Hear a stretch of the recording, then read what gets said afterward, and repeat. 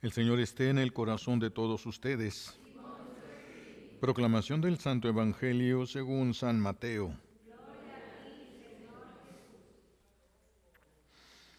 En aquel tiempo llegó Jesús a la orilla del mar de Galilea, subió al monte y se sentó. Acudió a él mucha gente que llevaba consigo tullidos, ciegos, lisiados, sordomudos y muchos otros enfermos. Los tendieron a sus pies y él los curó. La gente se llenó de admiración al ver que los lisiados estaban curados, que los ciegos veían, que los mudos hablaban y los tullidos caminaban, por lo que glorificaron al Dios de Israel. Jesús llamó a sus discípulos y les dijo: Me da lástima esta gente que lleva ya 3 días conmigo y no tienen que comer. No quiero despedirlos en ayunas, porque pueden desmayarse en el camino. Los discípulos le preguntaron: ¿Dónde vamos a conseguir en este lugar despoblado panes suficientes para saciar a tal muchedumbre? Jesús les preguntó: ¿Cuántos panes tienen? Ellos contestaron: 7 y unos cuantos pescados.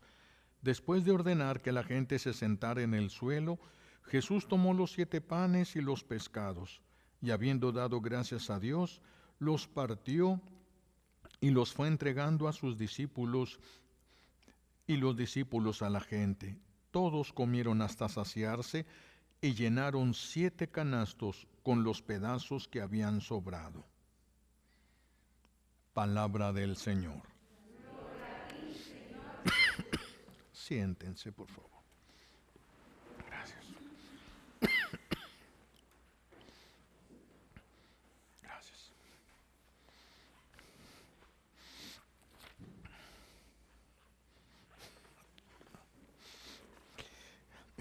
Escuchamos en el Evangelio que Jesús sanó a los enfermos y los alimentó a toda aquella muchedumbre, dice San Pedro, aquella muchedumbre que estaba ahí, y lo hizo con unos cuantos panes y unos cuantos pescados. Es decir, Dios sacia la necesidad del ser humano, pero el ser humano no solo tiene la necesidad de comer para vivir. El cuerpo pues le pide el hambre, el cuerpo tiene esa necesidad de comer para poder vivir y lo expresa a través del hambre, y nosotros sentimos hambre. Pero después del pecado original, también nosotros tenemos otra hambre, el hambre de Dios, pero no está a nivel consciente. Por eso mucha gente dice: siento un no sé qué, que no sé cómo, porque no se puede explicar, no se puede entender, hay una necesidad, pero uno piensa, a lo mejor cuando tenga esto, que es lo que quiero, ya voy a tener paz. Y no, es el hambre de Dios que quedó en nosotros después del pecado original, hambre de lo que es Dios. Por eso es el hambre de la belleza, del orden, de todo lo que refleja a Dios. Es la necesidad de contemplar su rostro, la necesidad de sentirlo cerca. Por eso el niño, si su mamá está en la casa, pero está en el segundo piso, en una recámara, él sabe que ahí está su mamá en la casa, siente que la casa está llena. Aunque no vea a su mamá en todo el día, su mamá está ahí, la casa está llena. Y si no está su mamá, la casa está vacía. Así también queda la sensación en este mundo. Este mundo como que está vacío, como que necesitamos llenarnos de algo, pero no podemos dar con qué es con lo que tenemos que llenarnos para alcanzar la paz que necesitamos. Eso que nosotros necesitamos, pero que no hemos sabido descubrir qué es, simplemente hay una especie de sensación, es el hambre de Dios, es la necesidad de Dios. Nos quedó esa hambre de lo eterno, y nos hemos centrado la atención en el hambre de lo temporal, de lo que se acaba, y como se acaba, por eso es que nos deja insatisfechos a nosotros, nos deja insatisfechos. Todo aquello que sí vivió Adán queda en nosotros, queda como una nostalgia de Dios, una nostalgia, y el ser humano se va a sentir incompleto, tenga lo que tenga, va a sentirse incompleto hasta que regrese al amor de Dios. Todos estos de los que habla el Evangelio, toda esa muchedumbre de la que habla el Evangelio hoy, sanaron todos los enfermos que estaban ahí, sanaron, pero sanaron para volverse a enfermar. No sanaron para siempre, sanaron para volverse a enfermar después. Se van a enfermar de lo mismo. Si no corrigieron aquello por lo que se enfermaron, entonces van a volver a caer a lo mismo con el paso del tiempo. Pues algunos van a enfermar de alguna otra cosa. No sanaron para siempre los que sanó Jesús. No sanaron para siempre. Porque el ser humano se va a mantener enfermo mientras no regrese a Dios. Mientras no regrese a Dios, porque Dios es la fuente de la salud, es la fuente de la vida, es la fuente de todo lo que nosotros los seres humanos necesitamos. Nosotros venimos de ahí. Ya ven cómo se dice ahorita mucho en estos tiempos, que el ser humano, bueno, como se cree en la evolución, entonces dicen que el ser humano viene del mar, y como viene del mar, pues el agua de mar le ayuda mucho al ser humano, por lo mineralizada que está el agua de mar. Pero se ha creído, muchos han creído así, que por la evolución que el ser humano salió del mar. Nosotros creemos que somos una creación directa de Dios, pero hay muchos que creen que hubo una evolución. No lo pueden demostrar, pero creen que hubo una evolución, porque es lo que les parece más lógico a ellos. Pero no, ¿verdad? Nosotros sí necesitamos de esta agua, sí nos hace bien el mar, pero nos hace más bien Dios. Ese es cuando nosotros regresemos a Dios, es cuando el ser humano se va a calmar. Una vez que llegue a Dios, porque solo Dios puede saciar al ser humano. Mientras haya algún pecado, un solo pecado, por mínimo que sea, no habrá paz en nosotros. No puede haber paz, no puede convivir la paz con el pecado. El pecado viene del infierno, viene del enemigo de Dios, y por lo tanto el infierno siempre va a ocasionar inquietud. Por eso una persona inquieta, una persona que no tiene paz, es una persona que tiene que trabajar muchas cosas, muchas cosas. Es indispensable la paz para poder tener a Dios en nuestro corazón. Entonces, la fuente de nuestra salud está allí. Allí está la fuente completa de nuestra salud, en regresar a Dios. En la primera lectura que escuchamos hoy del libro del profeta Isaías, nuestro buen Dios dice que nos ha preparado un festín. Pero ¿a quién le dijo esto? Al pueblo de Israel. Pero nos lo está diciendo a nosotros, a toda la humanidad. Ha preparado un festín. Para ellos tiene más fuerza que para nosotros. Porque estamos hablando un festín para un pueblo que vive en el desierto. Imagínense lo que es esto. Donde está limitada el agua, donde están limitados los alimentos, un festín, una fiesta, un banquete con comidas y bebidas exquisitas, dice el Señor. Pero este festín, esta fiesta a la que el Señor nos invita, debe de comenzar desde la tierra. Este festín debe de comenzar desde este mundo. Esa comida ya la tenemos entre nosotros, es la Eucaristía. Porque no existe un alimento más precioso que la Eucaristía. No existe, porque en la Eucaristía ahí está Dios. Por eso es el alimento, ahí está Jesucristo, su cuerpo, su sangre, su alma y su divinidad. Por eso la Eucaristía es el alimento exquisito que hay en la creación para nosotros los seres creados, para nosotros los seres humanos. Y la bebida pues es la sangre de Jesús. Esa es la comida exquisita y el vino exquisito que nuestro buen Dios nos ha preparado. Nos ha dado a comer a su mismo Hijo Jesucristo. Ahí comemos y bebemos el amor de Dios, comemos y bebemos nuestra salvación eterna, comemos y bebemos la felicidad sobrenatural. Claro que si alguien busca la felicidad en este mundo, pues no va a encontrar la felicidad en Dios. Es necesario despreciar la felicidad de este mundo para poder llenarse de la felicidad de Dios.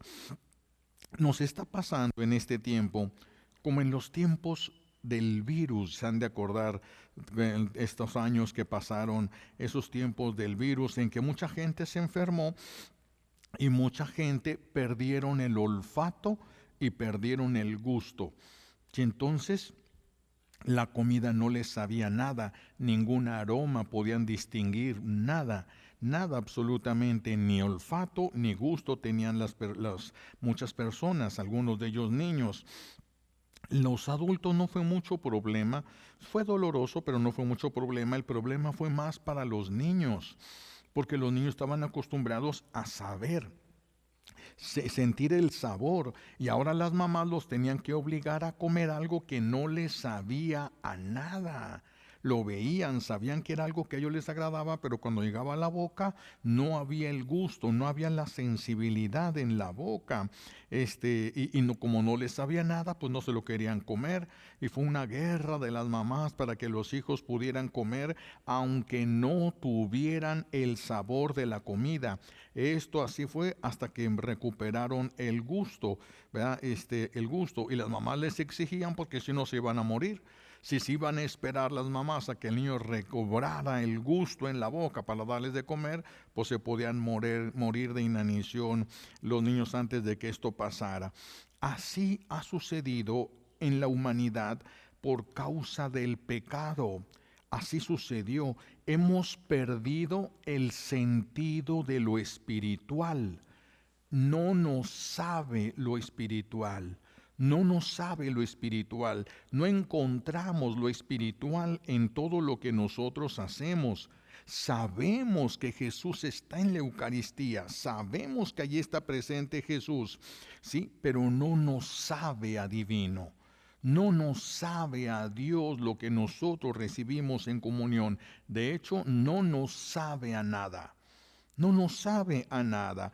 Pero necesitamos comerlo, así como aquellos niños los obligaron en la pandemia a comer aunque no te sepa nada los alimentos, tienes que comer para vivir. Así también nosotros, aunque no nos sabe, sí lo sabemos, pero no nos sabe a nada, no nos sabe a divino, necesitamos comerlo, necesitamos alimentarnos de él para no morir eternamente. Es exactamente lo mismo.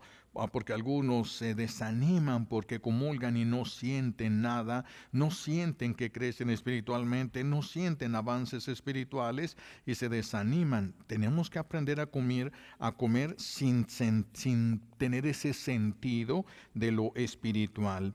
Algunos, nuestro buen Dios sí les permite sentir desde este mundo, sí les permite el sabor, algunos el sabor físico. Algunos, cuando beben de la sangre, bueno, ya ven que se da por intención, y algunos me han preguntado, ¿cambiaron de vino? Porque este sabía como a sangre. El Señor a algunos les permite que vean, otros dice que le recibieron la comunión, la Eucaristía, y tuvieron que masticar como si fuera carne, y la sensación de la carne. Algunos Dios les permite, sí es verdad, mi cuerpo y mi sangre, se los hace sentir físicamente, pero eso todavía no es sobrenatural. Todavía no están captando lo divino que hay ahí. Solamente están captando el cambio verdadero, que eso es pan verdadero, es cuerpo verdadero y vino y sangre verdadera, carne de Jesús, sangre de Jesús. ¿Sí? Esos son adelantos que el Señor les va dando a algunos. Algunos sí les da el sabor de su amor, el sabor del amor de Dios. Pero no, esto es muy raro. Esto es muy raro en este mundo, que alguien Dios le conceda el sabor del amor de Dios, el sabor de lo divino. Una persona puede entrar en éxtasis, ¿verdad? Puede entrar en éxtasis, pero nunca va a durar el éxtasis todo lo que le reste de vida. No, va a durar unos minutos, puede durar unas horas, puede llegar a durar algunos días, en éxtasis una persona, pero no puede durar para siempre.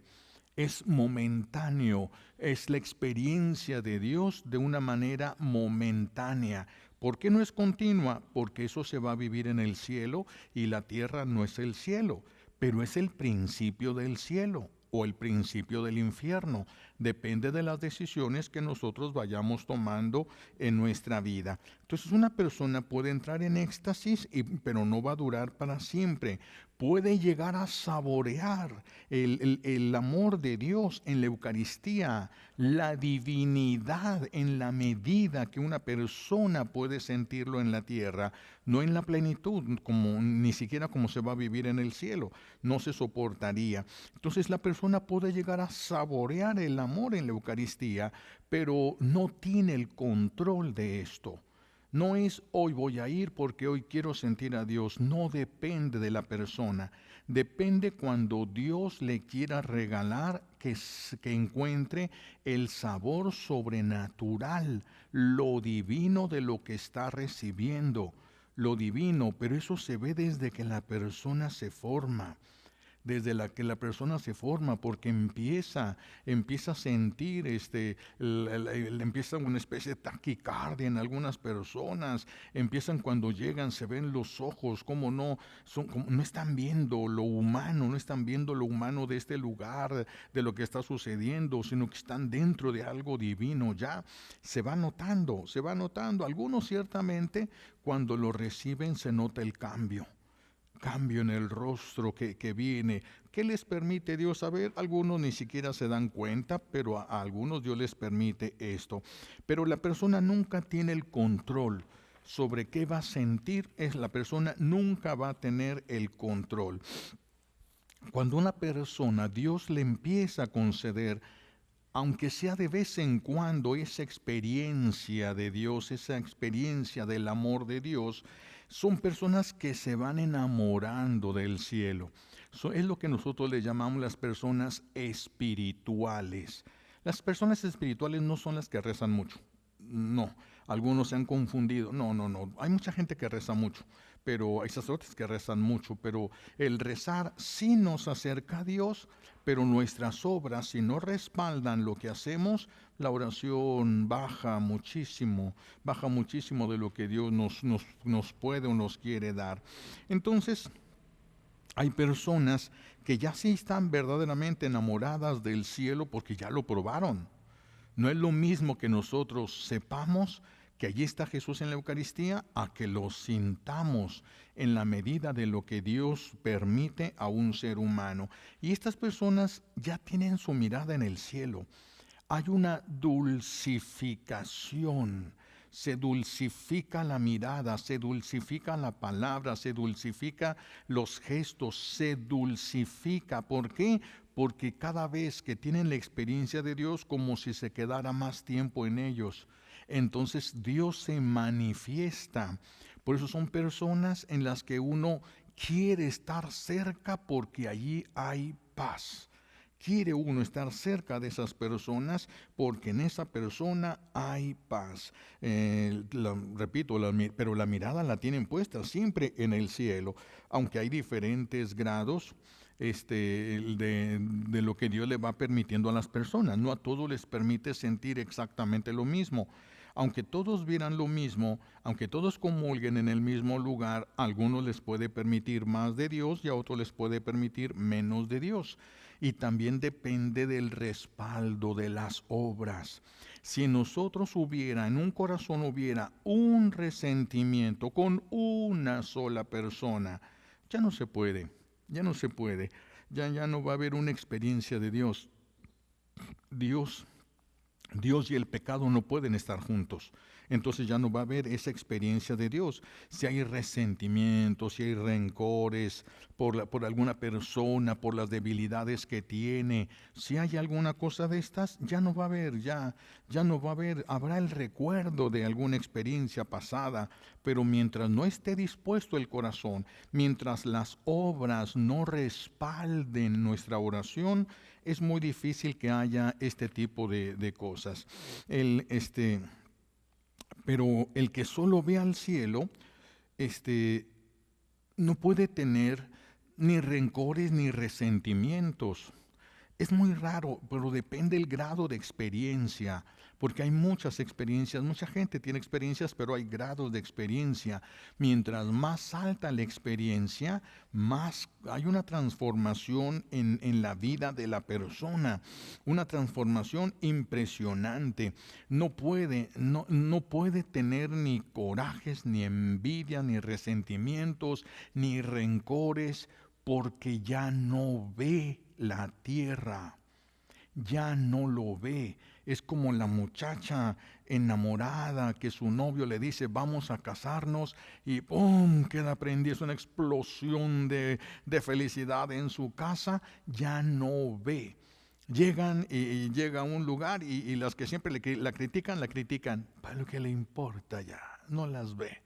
Y llegan y le piden que haga cosas en la casa que no le corresponden, las hace, no le importa, ya no le importa nada, ya se va a casar, ya. Esa es la sensación que queda en el corazón humano cuando el Señor toca, cuando el Señor permite la experiencia del amor de Él. Ya son personas que quedan prendadas en las cosas de Dios, solamente en las cosas de Dios.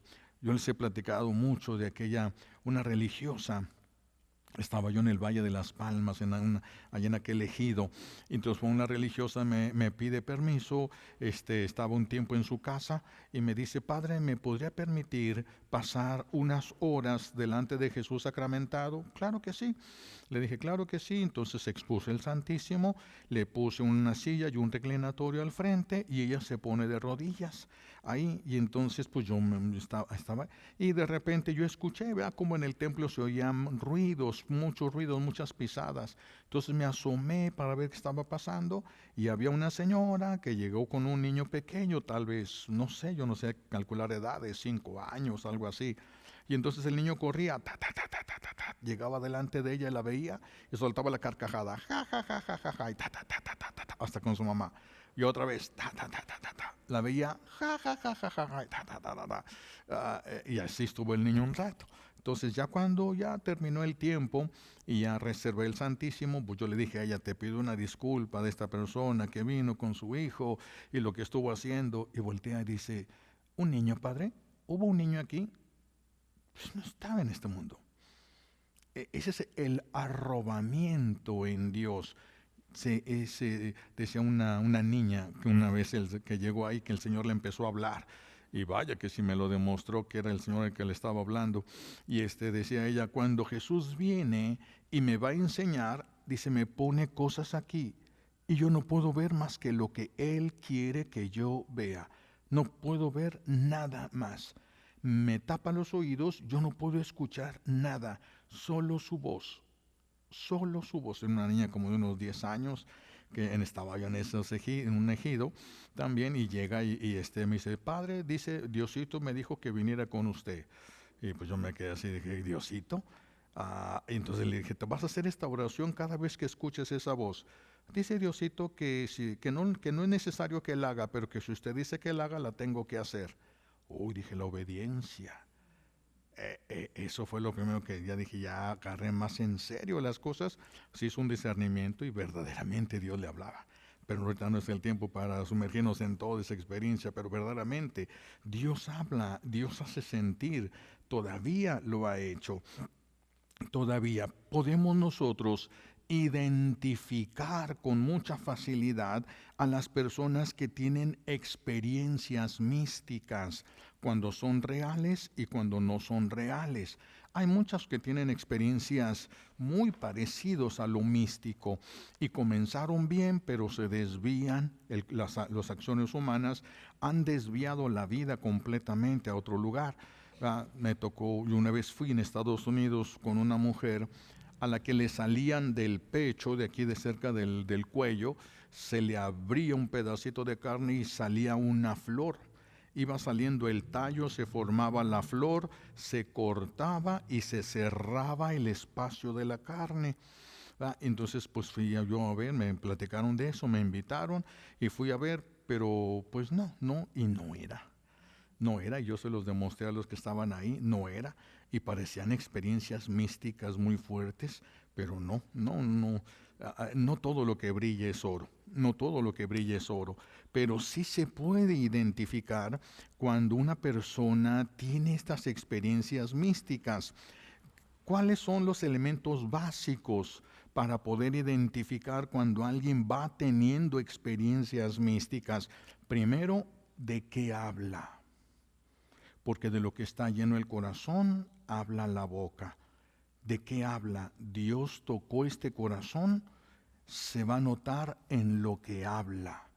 Son personas tan prudentes para hablar, porque no quieren perder a Dios por nada.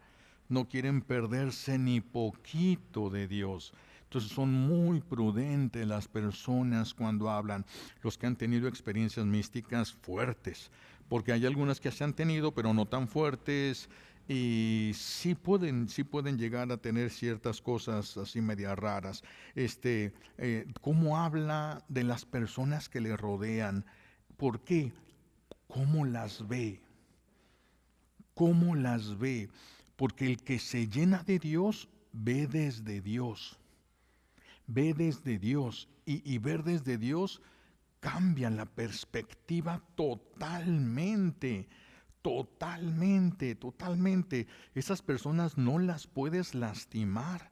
No puedes lastimarlas porque jamás va a pensar que las cosas esas vienen de ti. Jamás va a tener la conciencia de que si una persona te lastimas porque fue manipulada por el enemigo de Dios, si no, no hubiera tenido la fuerza para hacer el mal que hizo. Tienen muchas cosas. Son personas con mucha paz. Yo conozco personas así, por eso les digo, en una ocasión fui con una religiosa también.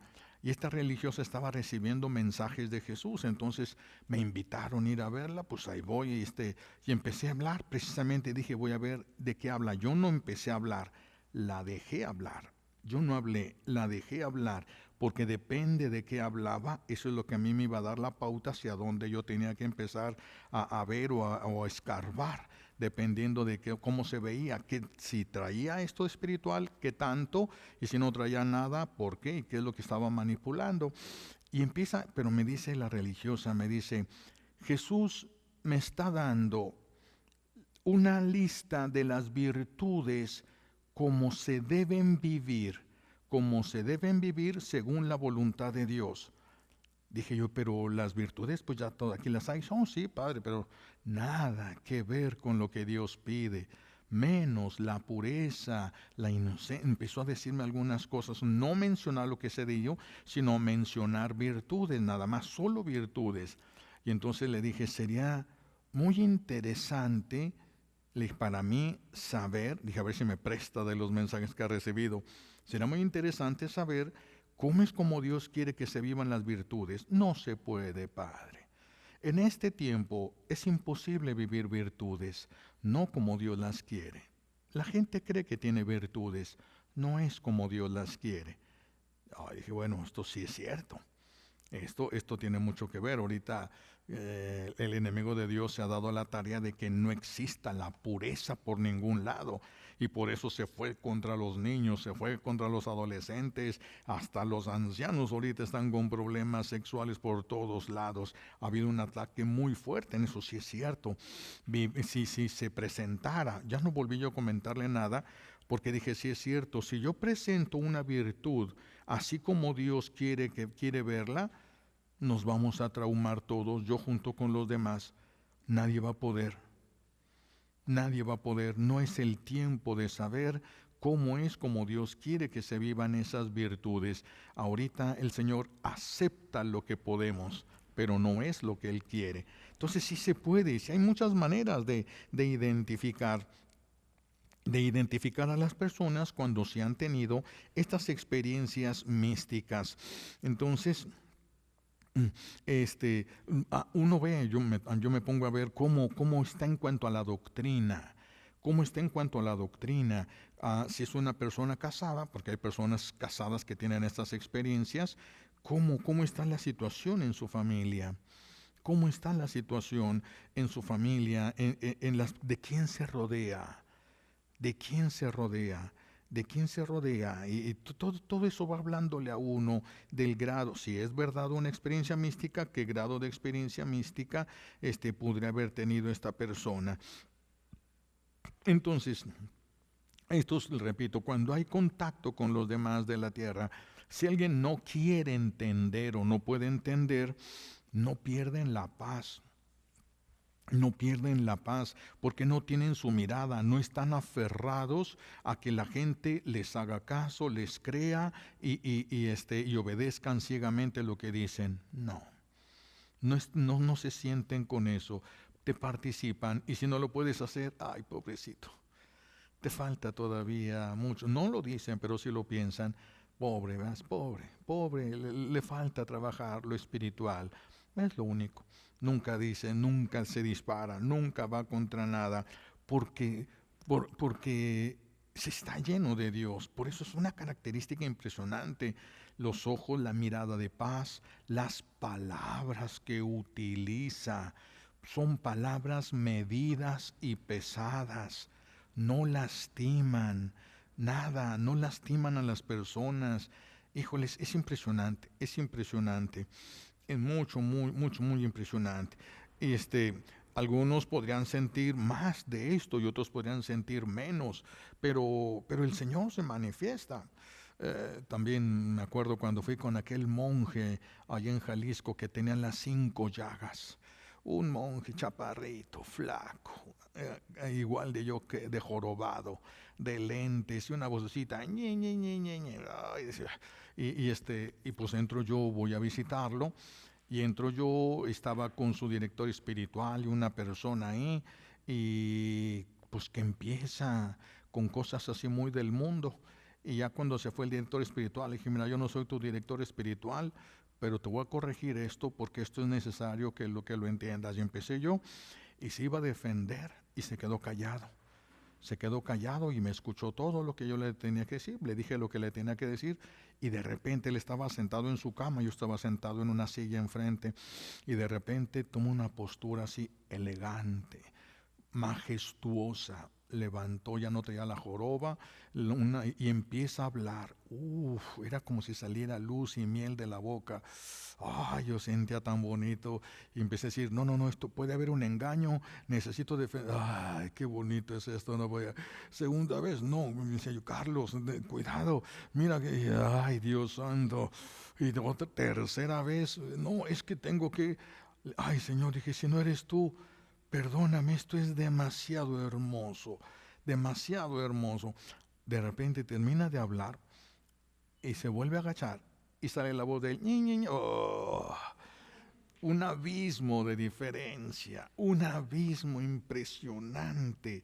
Ahí fue cuando yo entendí, con razón los apóstoles se embelesaban de escucharlo.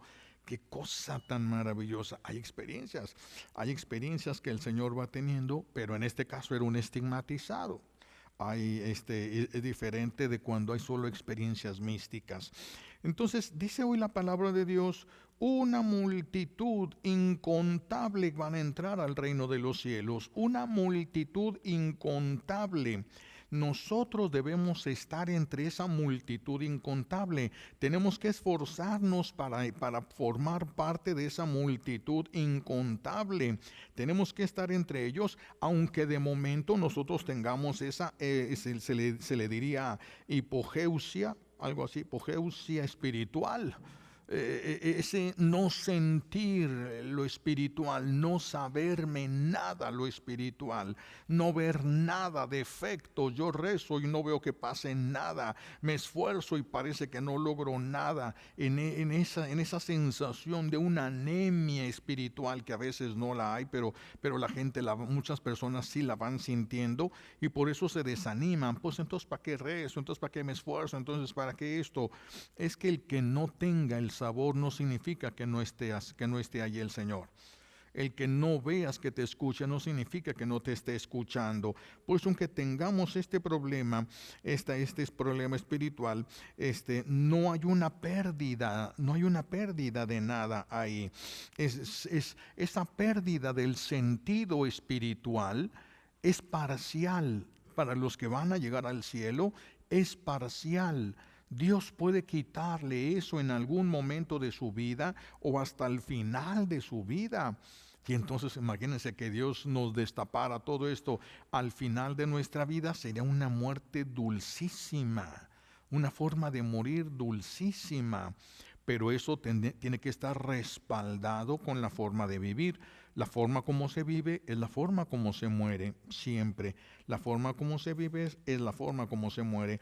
Por eso la necesidad de llevar una vida que respalde, que nos prepare por si nos quiere dar. No, no porque yo me porte bien, Dios me tiene que dar una experiencia de Él. No, no. Dios le da la experiencia a quien Él quiere, en la medida que Él quiere según sus planes. Por eso nosotros siempre tenemos que estar preparados por si el Señor un día nos quisiera regalar esa gracia.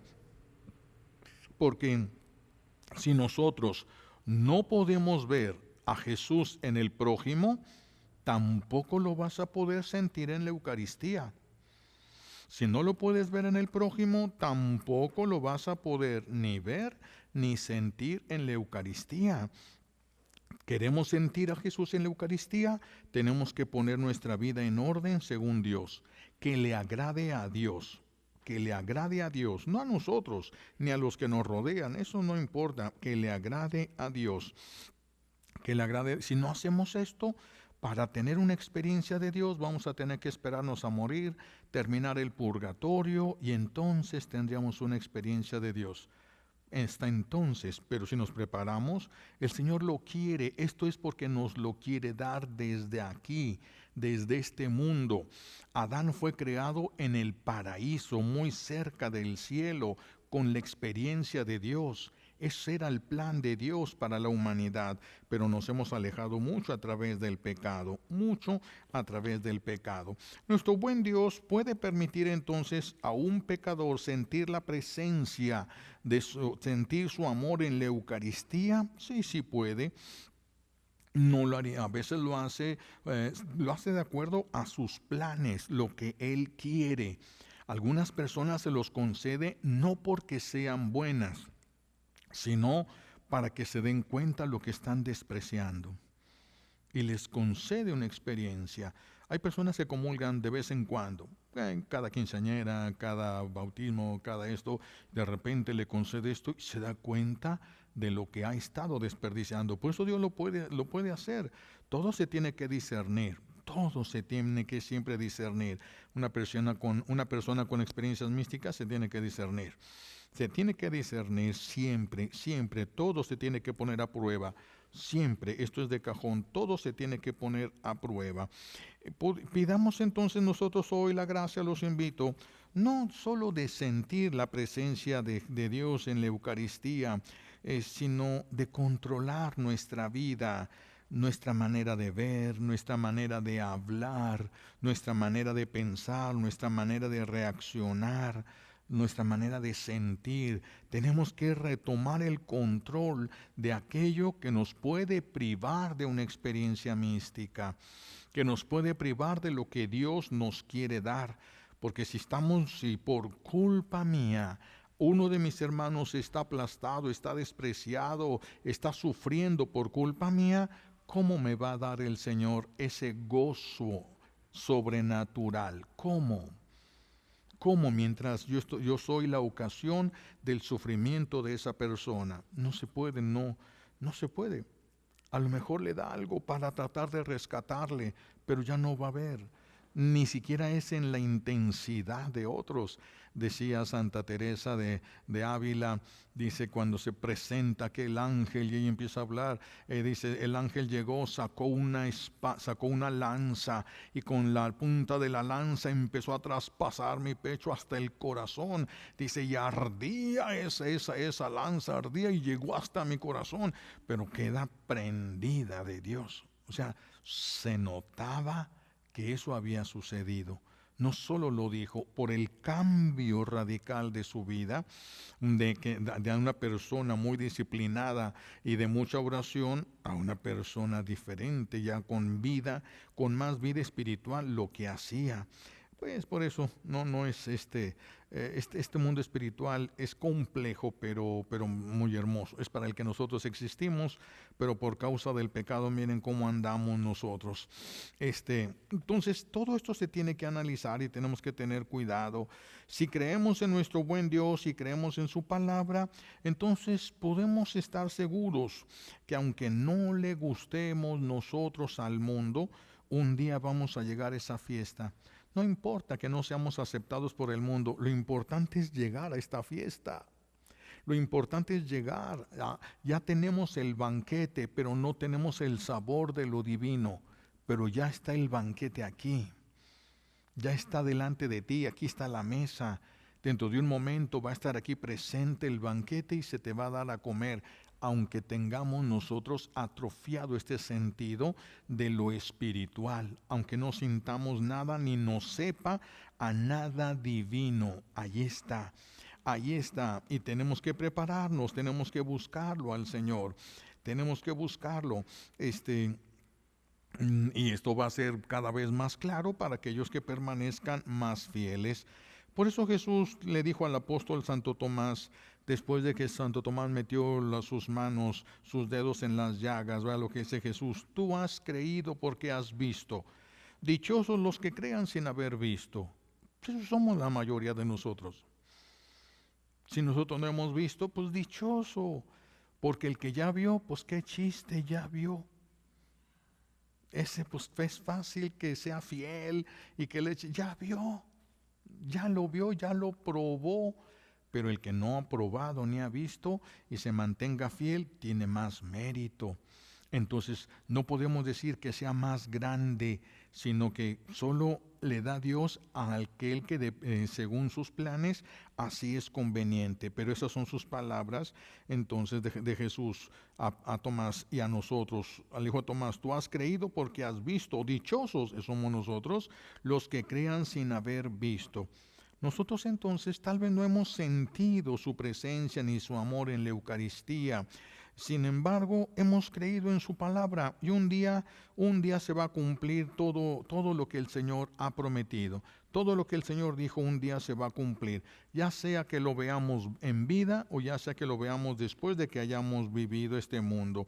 Todo cuando el Señor nos quite el velo de los ojos y nos permita ver la realidad que vivimos, todo lo que Él hizo en nuestra vida, como siempre estuvo a nuestro lado, aunque nosotros nunca lo sentimos, siempre estuvo allí. Siempre estuvo ahí, como una mamá cuando está su hijo en estado de coma y la mamá está ahí a un lado de la cama.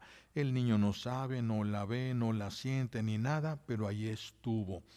El día que lleguemos a morir nos vamos a dar cuenta que ahí estuvo el Señor. Entonces todas nuestras dudas, nuestras crisis de fe y todo van a haber sido cosas inútiles, cuando deberíamos simplemente de haber hecho lo que teníamos que hacer: recibirlo, aceptar lo que Él nos ha dicho, creer en lo que Él nos ha dicho y poner a prueba todo y siempre. Eso lo dice San Pablo. Todo espíritu tiene que ser puesto a prueba, aunque parezca bueno. Aunque haga cosas buenas, todo tiene que ser puesto a prueba. El enemigo de Dios de lo que carece es de la paciencia. Entonces, cuando uno pone a prueba algo que parece que viene de Dios, pues uno lo va poniendo a prueba por un tiempo suficiente. Regularmente el enemigo pierde la paciencia y ¡pum!, explota y todo. Se nota todo lo que era la verdad escondida. Por eso todo tiene que ser puesto a prueba. Si alguien tiene un sacerdote que le esté dirigiendo, tiene que ponerle a prueba.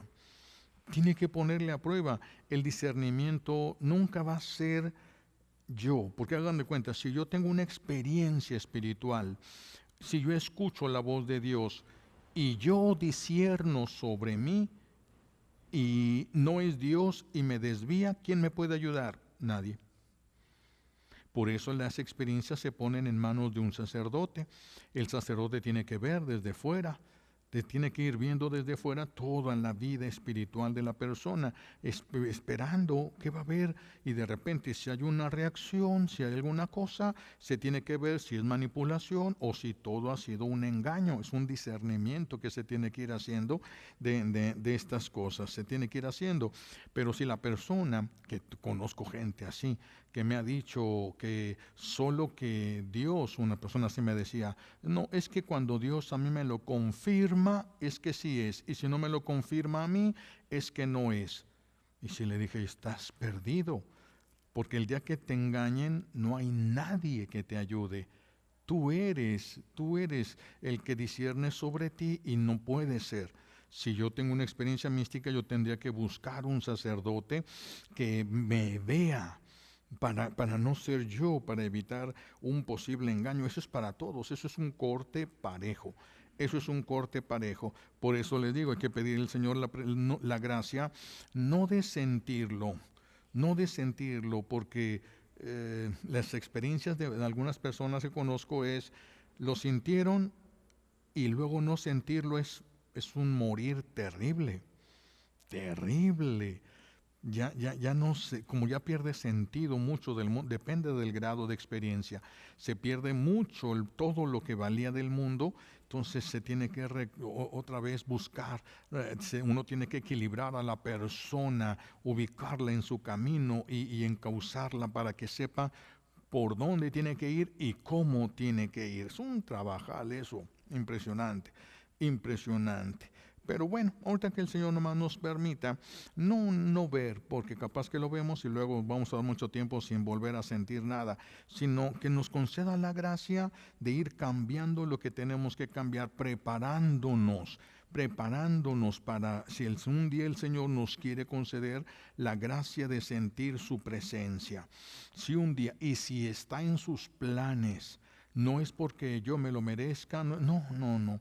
Es si está en los planes de Dios que yo tenga una experiencia de Él desde este mundo.